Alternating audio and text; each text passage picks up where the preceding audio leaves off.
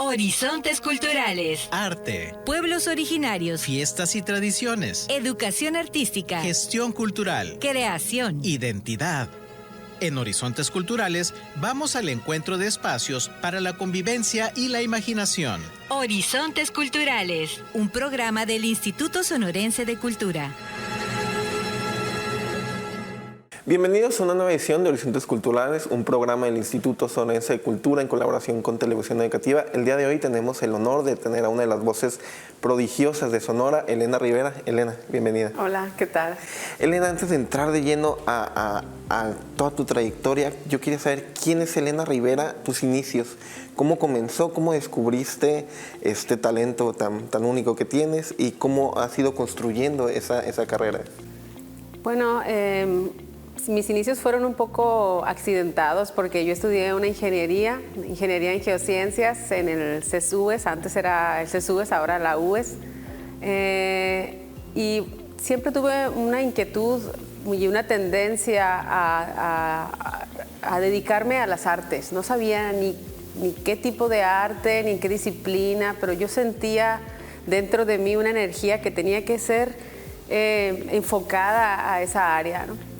Y ¿habías descubierto ya de chiquita la voz, el canto como forma de...? Sí lo había descubierto, pero no era lo único. Me gustaba mucho bailar, sobre todo bailar. Me gustaba más bailar. De hecho, creo que es mi disciplina a la que tenía que haberme dedicado y no lo hice por no haberla descubierto o por no haber encontrado el lugar donde estudiar. Ahora es muy fácil en Hermosillo dedicarse a las artes o escoger, no es una locura escoger dedicarse a las artes, antes sí, porque no había una escuela, una licenciatura, entonces meterte a estudiar danza y a ver qué pasaba, pues era de por sí ya es arriesgado dedicarse a cualquier disciplina artística, antes mucho más.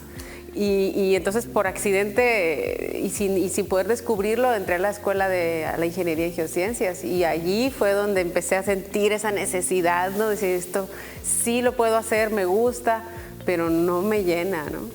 Elena, empezaste también cuando estabas en la carrera de geociencias, empezaste a los talleres de la Unison de música, ¿verdad?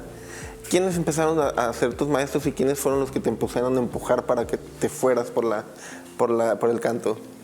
Pues mira, cuando yo entré a la ingeniería en geociencias ya llevaba también un recorrido, por eso dije accidentado, porque había iniciado 3 carreras antes, a las cuales me había salido porque yo no encontraba mi lugar, ¿no? Y entonces la última carrera, que fue esa, geociencias, me cambié ya sin decirle a mi familia, porque era un poco a caos siempre que avisaba. Y cuando entré a buscar en los talleres de la universidad una enseñanza en el canto, mi primer profesora fue Maribel Ferrales, y ella me preguntó que sí que estaba estudiando. Entonces cuando le conté que ingeniería de geociencias, me dijo, salte de ahí porque esto no es para ti, ¿no? Y yo ya no podía hacer eso porque pues ya llevaba un recorrido, como te digo. Entonces terminé mi ingeniería, continué con ella y más adelante estudié con la maestra Mónica Preux y ella fue la que me invitó a irme de Hermosillo, ¿no? Me dijo, vete de aquí porque apenas acababa de empezar la licenciatura en música, estaba todo muy verde, aunque ella estaba trabajando allí, ella podía haber sido mi maestra. Ella pensó que iba a sacar mi mejor perfil estudiando en una escuela de Europa. Y fue donde... ¿A dónde te fuiste, María? Me fui a estudiar a Madrid. ¿A Madrid? ¿Cuánto tiempo estuviste allá? La carrera es de 4 años en la Escuela Superior de Canto de Madrid. Lo hice después de terminar la ingeniería, no abandoné mi ingeniería. Y después ya me quedé ahí a trabajar y a hacer cosas durante 13 años. ¿Qué encontraste, Elena, en España que quizás no estabas encontrando aquí en Hermosillo? Encontré una naturalidad en cuanto a la ejecución artística. Es mucho más fácil dedicarse a las artes allí, no eres un extraño. Hay muchos jóvenes estudiando música clásica, hay muchas orquestas, muchos coros, hay un movimiento cultural que te permite no ser un raro cuando decides no estudiar cualquier otra carrera. Y pues un bagaje, ¿no? En todas las personas que asisten a los teatros. Hay un conocimiento previo siempre que van a ver alguna función. Es todo parte de ese entorno que está creado ya por muchas décadas, ¿no? En cuanto a la música clásica y a las artes en general. Elena, terminas la carrera ahí en España. ¿Cómo es tu incorporación al mundo laboral, ya digamos, ya al mundo artístico? ¿Cómo se va dando? Pues fue muy curioso porque yo entré en mi prueba de acceso a la Escuela Superior de Canto. El director de la escuela y otros tenían una serie de productora de ópera y zarzuela.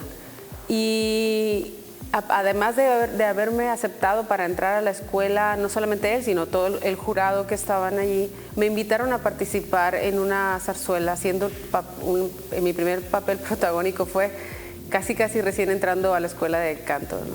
Y fue una experiencia muy fuerte para mí porque fue en un gran teatro de Bilbao, en el Teatro Arriaga de Bilbao, cantando una zarzuela que se llama El huésped de Sevillano. Y pues yo era la protagonista, tenía que hablar con el acento español y para mí era muy difícil porque aparte de cantar tenía que hablar, manejarme en el teatro, actuar. Fue un grandísimo reto, tuve muy buenos asesores los cuales me ayudaron a enfrentarme a eso y tuve mucho éxito, la verdad, tengo que decirlo porque después se presentaron otra vez con la misma producción en otros teatros de España y me invitaron a hacerlo en varias ocasiones en esa producción, ¿no? Que fue la primera, luego ya hice otras. Elena, entonces eres como una especie de trotamundos, estás en Damasco, en Viena, en diferentes ciudades del mundo, pasan 13 años. ¿Qué es lo que te hace volver a Hermosillo?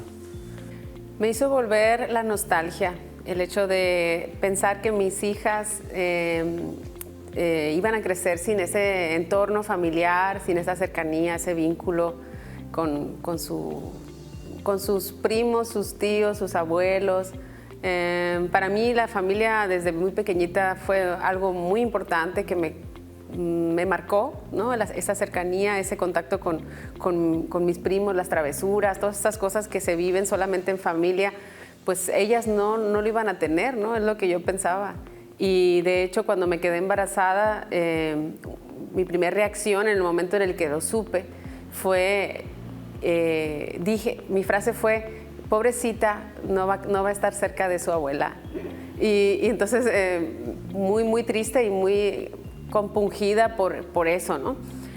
Sin embargo, no fue en ese momento cuando me vine, o sea, pasaron más años, seguí trabajando en varias ciudades de Europa, pero ya eso estaba ahí dando vueltas y llegó un punto en que pensé que tenía que volver a estar un tiempo no muy largo, quizás unos años para poder crear ese vínculo y después ya regresar. Pero bueno, se dieron una serie de circunstancias que no favorecieron la vuelta y ya cuando uno es madre ya no es tan fácil, ¿no? O sea, de jóvenes ya me voy y te cambias de país, vendes tu carro, tu casa, lo que tengas y da igual, ¿no? La prioridad son las hijas. Ya. Sí, pero ya cuando ya creces ya no y tienes hijos ya no es tan fácil. Elena, ¿qué Hermosillo encontraste a 13 años después de tu partida? Sí noté mucha madurez en la licenciatura en música, sobre todo, que es la que yo conozco. No puedo hablar de las otras que hay, de las otras áreas artísticas de la universidad. En esa área noté que se había consolidado esa carrera, esos inicios, esos programas iniciales que se crearon, ese plan de estudio se había modificado debido a las necesidades, supongo, del entorno. Y había, pues, no sé, algo más afianzado, ¿no? Y no solamente eso, sino que también esa misma escuela y todo ese movimiento cultural creado a través de ella, pues había abarcado a la sociedad, ¿no? Y la gente ya estaba familiarizada con las artes a nivel profesional, ¿no? Que se creaban en la universidad. Entonces todo eso hace realmente que una sociedad se muestre más madura y eso fue lo que yo vi. Elena, ahorita comentaste que ya cuando se es mamá ya cambia todo. ¿Cómo has logrado empatar esa cuestión, la maternidad, con la carrera artística? Muchas veces desde la lejanía uno pensaría que se tiene que priorizar una u otra. ¿Cómo has logrado tú el equilibrio para seguir siendo un artista de gran calado, pero al mismo tiempo eres madre? ¿Cómo se logra ese equilibrio? Con mucho trabajo. Realmente ser mamá ya es un trabajo pues de tiempo completo y dedicarse a las artes de la forma en la que yo lo hago, además de una forma freelance, ¿no? Pues es todavía más complicado, ¿no? Pero yo pienso que todas las personas, siendo hombres o mujeres, siendo padres o madres o no siendo ninguno de esos papeles en la vida, estamos obligados a desarrollar nuestros gustos, ¿no? Lo que nos hace feliz. Y realmente si yo no lo hiciera, si solamente me dedicara a la maternidad, pues sería una mujer muy frustrada y muy infeliz, ¿no? Porque es algo que me provoca mucha satisfacción, ¿no? Me hace sentir viva, ¿no? Además de ser madre, por supuesto, no te queda otro remedio más que estar vivo para resolver todos los asuntos que tienes que resolver, pero esa parte espiritual de la vocación, de lo que realmente sientes que eres capaz de hacer bien en esta vida o mínimamente bien, es lo que me produce la energía para sacar también, para dedicarle a eso, ¿no? Elena, cuando llegas a Hermosillo, esos 13 años que estuviste en España, me imagino que sirvieron también para darte nombre, pero también te pudieron haber tenido un poco alejada de toda la escena cultural. ¿Llegaste a picar piedra aquí a Hermosillo, a crearte un nombre de cero, o cómo fue tu llegada aquí? Sí, efectivamente. Era una casi desconocida cuando regresé, ¿no? Sucedieron varias cosas en ese momento cuando yo regresé.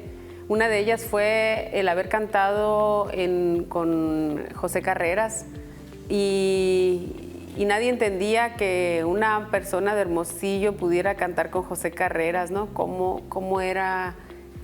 ¿Quién en Hermosillo podía hacerlo, no? Entonces yo decía, pues es que no me conocen, ¿no? No es que yo haya hecho una super carrera ni que sea muy reconocida a nivel mundial, pero sí en España, sobre todo, sí creé un nombre, ¿no? Sí gané varios concursos internacionales que realmente eran muy difíciles de ganar y cuando los obtuve en los periódicos o en las revistas de arte de España decía de una forma casi burlándose de los españoles, porque los españoles son así tremendos, ponían una ingeniera mexicana gana el concurso de la Fundación Guerrero, ¿no? Porque era como, ¿cómo? Pues no hay nadie aquí que lo gane.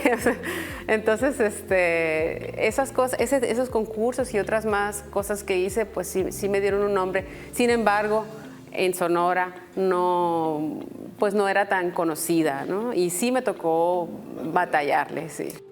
Elena, Rancière decía que la voz era como un instrumento divino. ¿Cómo defines tú y qué es para ti la voz? Pues mira, a través de la experiencia de escuchar a muchos cantantes y también de la mía, me he dado cuenta que uno canta como uno es.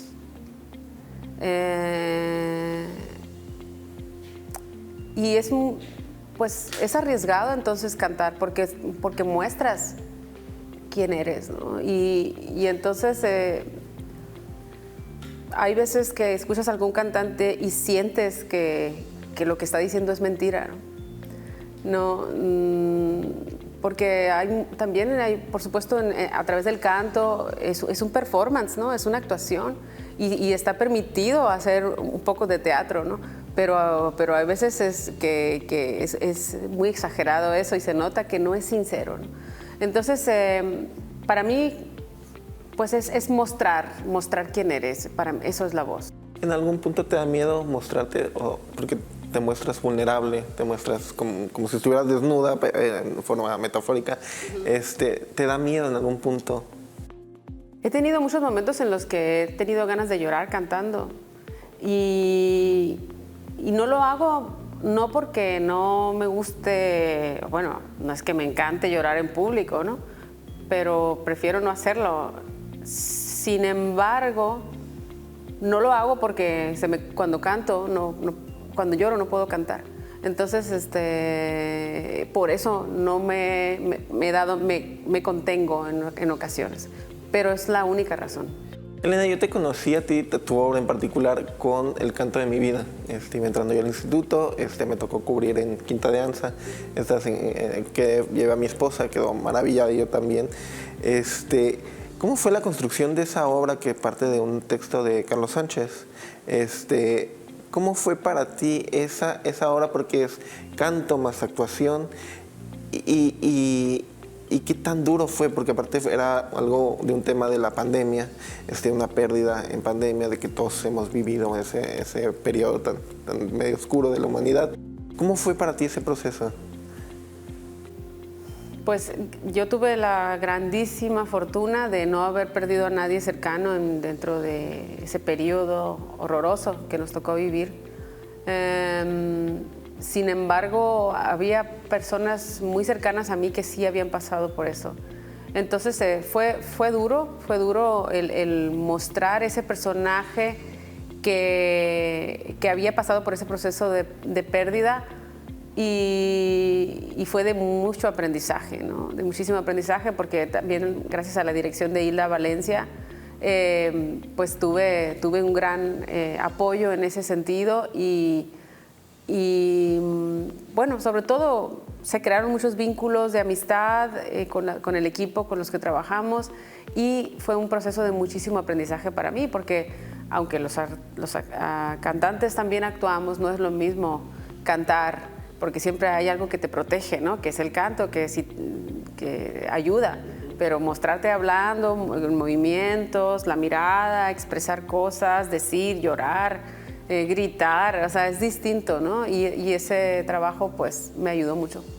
El siguiente concierto que me tocó ver tuyo fue ahora en la última edición del Festival Alfonso Ortiz Tirado, que fue junto con el Cuarteto Latinoamericano en la iglesia. Fue mi concierto favorito de todo del festival. Gracias. ¿Cómo ha sido tu trayectoria con el Cuarteto Latinoamericano?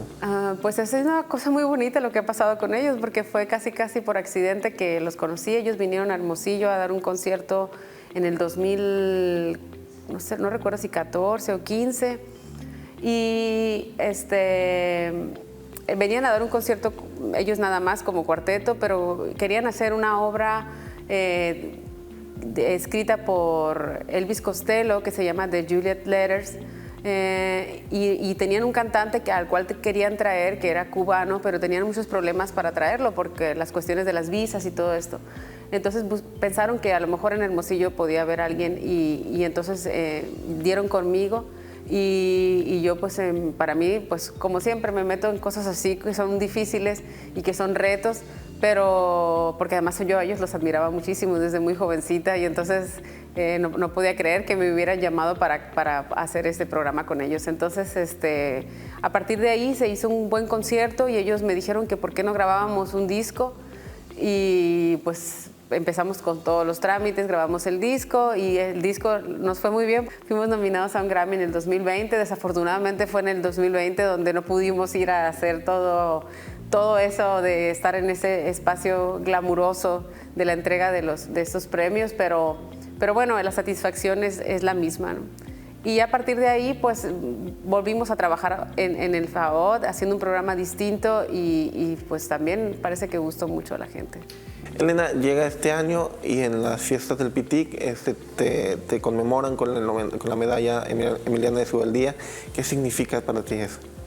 Pues fue muy satisfactorio porque además de ser reconocida en esas entregas, una de las cosas que más me emocionaron es haber visto el listado de las personas a las que les habían entregado los premios y habían sido hombres, ¿no? Durante 15 años. Entonces me sentí muy, muy contenta porque además ahora estudiando una maestría en el Colegio de Sonora estoy estudiando el tema del feminismo y como que me siento cada vez más orgullosa de ser mujer, ¿no? Y entonces, pues el hecho de haber sido reconocida como la primera mujer a la que se le entrega la medalla Emiliana de Subeldía, pues pues me sentí muy, muy contenta, muy satisfecha. Esa era la siguiente pregunta, Elena.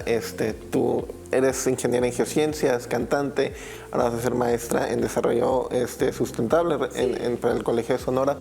¿Cómo ha sido ese proceso para ti después de toda una trayectoria artística, el regresar a la academia en un tema pues, de gran importancia social como es el feminismo?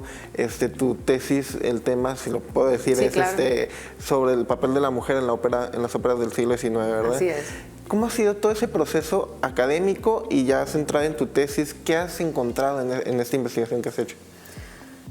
Bueno, el proceso fue una inquietud que yo tenía por estudiar. A mí me gusta mucho leer, me gusta mucho estudiar, me gusta mucho sentirme obligada a estudiar, porque pues a todos nos gusta leer, pero siempre nos cansamos, siempre nos quedamos dormidos, ¿no? Pero cuando te obligan a leer, pues no te queda otra y es la forma que tengo de estar aprendiendo, ¿no? Entonces yo quería entrar a esa maestría por eso, porque tenía ganas de leer más, de aprender más. Pero luego cuando empecé a entrar en esos temas profundos sobre el feminismo, sobre la historia de las mujeres en el mundo, o sea, la trayectoria que han tenido que pasar las mujeres para poder lograr lo que ahora obtenemos, me impresionó mucho, ¿no? Toda la injusticia que ha habido, que no se ha visto como una injusticia, se ha visto como, no sé, a veces las luchas como casi como caprichos, ¿no? O sea, de que yo también quiero votar, yo también quiero que se me reconozca capacitada de poseedora de bienes, ¿no? Porque antes las mujeres no podían poseer una casa, ni podían tener créditos, ni nada de eso, ¿no? Entonces, todas esas cosas que en su momento fueron casi considerados como caprichos y que ahora los tenemos gracias a sus luchas, me hizo abrir los ojos de todo ese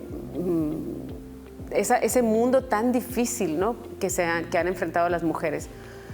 Y ya enfocada en el área de las artes, me ha impresionado mucho ver cómo también esa historia de las mujeres ha sido reflejada en las óperas y cómo se ha visto como algo bonito el hecho de que una mujer sea acuchillada en un escenario con esa música tan maravillosamente bien escrita, tan bonitas esas escenografías y un hombre matando a una mujer en el escenario y después llora y dice, ay, la maté porque la adoraba, ¿no? Entonces la gente, le aplaude a él, ¿no? Y entonces dices tú, ¿cómo está todo disfrazado, no? O sea, ¿qué nombre le ponemos a las cosas, no? ¿Cómo le llamamos a esto, no? Entonces, eso es lo que estoy investigando, ¿no? Ese proceso de normalización, ¿crees que lo hemos ido ya visibilizando? Por ejemplo, estas violencias simbólicas representativas en las obras de arte, ¿crees que las hemos ido cambiando? ¿Hay una tendencia a cambiar eso o todavía seguimos anclados? Gracias a Dios ha estado cambiando, ¿no? De hecho, hay la misma ópera Carmen en el 2012, me parece, en Italia, se hizo una representación donde Carmen mataba a Don José, no Don José a Carmen. Y entonces eso fue caótico porque a la gente, al público no le gustó, ¿no? El cambio. Que Carmen matara a Don José, ¿no? Entonces se creó una gran polémica. Y a partir de ahí se empezaron a hacer cosas contrarias a lo que está escrito o anunciando, ¿no?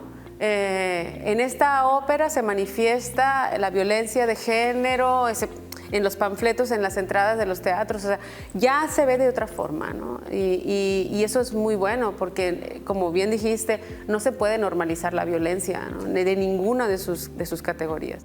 Elena, finalmente, ¿cuáles son tus planes a futuro? ¿Qué proyectos tienes en puerta? ¿Hacia dónde te quieres dirigir? Por lo pronto, mi próximo proyecto tiene que ver con la grabación del segundo disco de las canciones de Emiliana de Subeldía.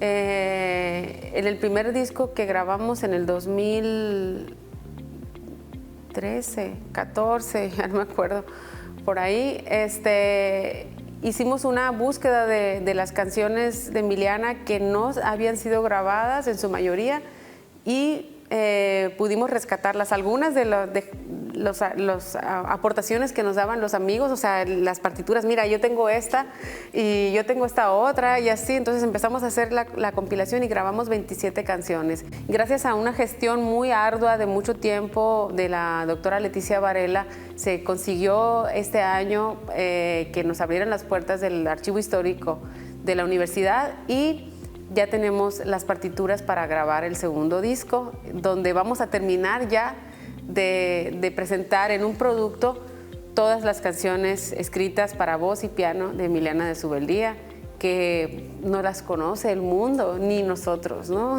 Ni nosotros, ni los hermosillenses. Es como un trabajo de arqueología, van a descubrir algo. Sí, sí, muy interesante además, muy interesante. Qué padre. Elena, te agradezco mucho tu tiempo, un placer escucharte y pues te deseamos lo mejor de los éxitos en todo lo que emprendas. Esta fue una nueva edición de Horizontes Culturales, soy Omar Quintana y nos vemos la siguiente semana. Gracias. Horizontes Culturales. Arte, Pueblos originarios. fiestas y tradiciones, Educación artística. gestión cultural, Creación. identidad. En Horizontes Culturales vamos al encuentro de espacios para la convivencia y la imaginación. Horizontes Culturales. Un programa del Instituto Sonorense de Cultura.